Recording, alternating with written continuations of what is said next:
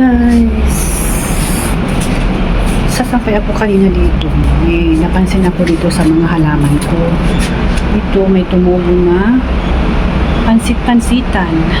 Ito guys, mapakita ko mo. Sabi ko, ito yata yung nakita kong halamang gamot. Herbal plants. Tignan natin guys.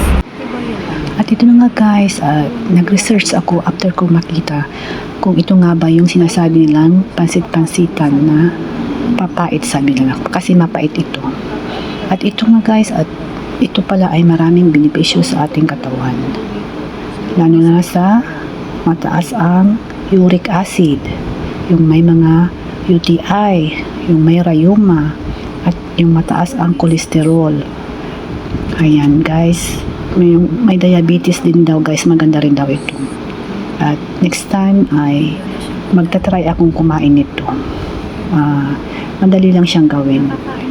Ibabad mo lang sa mainit na tubig o pakuluan mo saglit. Ayan, pwede na niyang inumin.